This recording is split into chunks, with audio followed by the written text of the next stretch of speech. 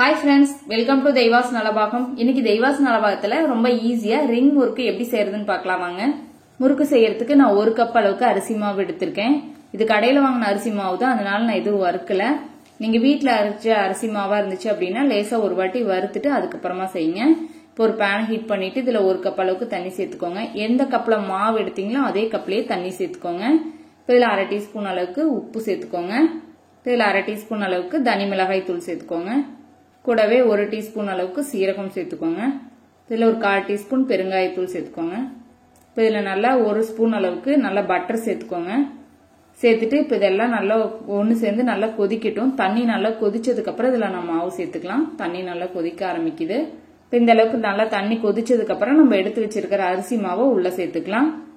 இப்போ இது கூடவே 1 டேபிள் ஸ்பூன் அளவுக்கு மைதா மாவு சேர்த்துக்கோங்க. மைதா மாவு சேர்த்து நம்ம பிசையும் போது நல்லா விரிசல் இல்லாம ரொம்ப நல்லா பிளைனா ஷைனிங்கா இருக்கும். டேஸ்ட்டுமே நல்லா தான் இருக்கும். இப்போ இதுல உள்ள சேர்த்துட்டு நல்லா கலந்து விட்டுருங்க. இப்போ கலந்ததுக்கு அப்புறம் ஸ்டவ் ஆஃப் பண்ணிட்டு ஒரு மூடி போட்டு இது ஒரு 5 நிமிஷத்துக்கு நம்ம அப்படியே விட்டுறலாம். இப்போ ஒரு 5 நிமிஷத்துக்கு அப்புறம் இது வேற ஒரு பாத்திரத்துக்கு மாத்திட்டு இதை நல்லா நம்ம பிசைஞ்சு எடுத்துக்கலாம். இப்போ கொஞ்சம் கை பொறுக்கிற சூடு வந்ததுக்கு அப்புறம் இதை நல்லா அழுத்த கொடுத்து நல்லா பிசைஞ்சுக்கோங்க. மாவு ரொம்ப நல்லா சாஃப்டா இருக்கும். பாருங்க, மாவு உங்களுக்கு பார்த்தாவே தெரியுது எவ்வளவு நல்லா சாஃப்டா இருக்குன்னு. மாவு நல்லா சாஃப்டா பிசைஞ்சோம்னா தான் முறுக்கு நம்மளுக்கு விரிசல் விடாத நல்லா சைனிங்கா சூப்பரா இருக்கும், நல்லா டேஸ்டாவும் இருக்கும். இப்ப இதுல கொஞ்சம் போல மாவு இது போல எடுத்துக்கோங்க. எடுத்துட்டு இப்போ ஒரு சப்பாத்திக்கு கட்டை நம்ம தேய்க்கிறதுல வச்சுட்டு இப்ப இதை நல்லா இதை நம்ம உருட்டி இது போல எடுத்துக்கலாம். நல்லா 2 கை வச்சுட்டு இது போல நல்லா உருட்டிக்கோங்க. எல்லாம் ஒரே ஈவனா இருக்கணும். இப்ப பாருங்க, ஒரே ஈவனா நம்ம தேய்ச்சாச்சு. இப்ப கையில இப்படி வச்சுட்டு ஒரு சுத்து நம்மளுக்கு விரல்ல வர மாதிரி கரெக்டா சுத்தி இதோட கட் பண்ணிடலாம். கட் பண்ணிட்டு அந்த இடத்துல ஜாயின் பண்ணி விட்டுருங்க. பாருங்க, இந்த மாதிரி இந்த சைஸ்ல எல்லாத்தையும் இது பண்ணிக்கலாம். அப்படி இல்ல உங்களுக்கு தேய்க்கிறதுக்கு ரொம்ப இதா இருந்துச்சு அப்படின்னா இது போல நம்ம முறுக்கு அச்சுல சேர்த்துட்டு இது போல நல்லா புளிஞ்சு விட்டுக்கலாம்.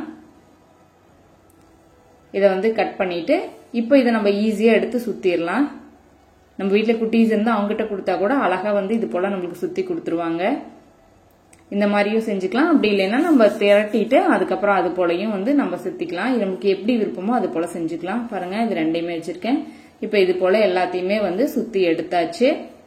இப்ப எண்ணெய் நல்லா காஞ்சிட்டு இருக்கு. எண்ணெய் நல்லா காஞ்சதுக்கு அப்புறம் நல்லா மீடியமான ஹீட்ல வச்சுட்டு நம்ம சுத்தி வச்சிருக்கிற எல்லா முறுக்கையும் உள்ள சேர்த்துக்கலாம்.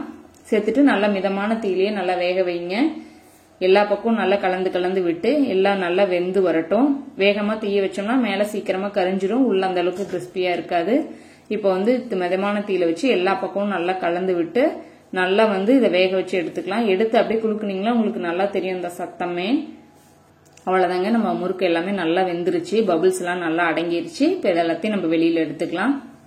அவ்வளவுதாங்க, நம்ம ரிங் முறுக்கு ரொம்ப சூப்பரா ரெடி ஆயிருச்சு.